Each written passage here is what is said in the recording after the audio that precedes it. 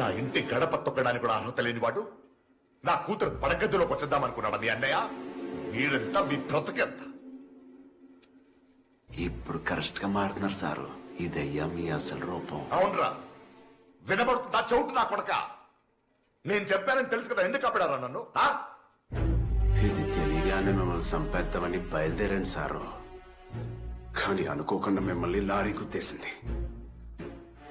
సాబతుకులో ఉన్న మిమ్మల్ని వెంటనే ఆసుపత్రికి తీసుకెళ్ళా. మీకు చాలా సేవలు చేశాను సారు. మీ ఒళ్ళు తుడిసా, మీ బట్టలు ఉతికాను, ఆఖరికి ఈ సేరులతోనే మీ ఉచ్చ కూడా తీశాను. మీ గడ్డం గీకేటప్పుడు నా చెయ్యి మీ గొంతు దగ్గర ఇలా పూడికేది సారు. ఇలాగే ఉనికేది. మిమ్మల్ని అప్పుడే చంపించారు. కానీ ఎందుకు బతికించుకున్నారో తెలుసా? మీరు ఎందుకు చేస్తున్నారో మీకు తెలియాలి. నా బాధంతా మీకు అర్థం కావాలి. మా అన్నయ్య చెప్పాడు సారు, ఊరి శిక్ష పడి ఖైదీకి కూడా చిన్న జ్వరం వచ్చినా ఊరి తీరంట సారు.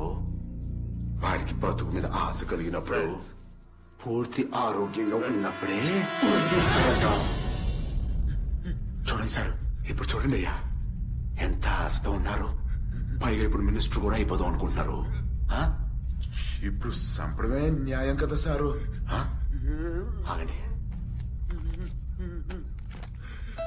కీడుకుతున్నాడా?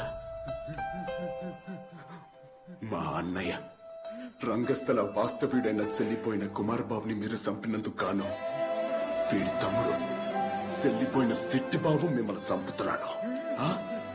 ఇప్పుడు అర్థమైందా సారు? బాగా అర్థమైంది.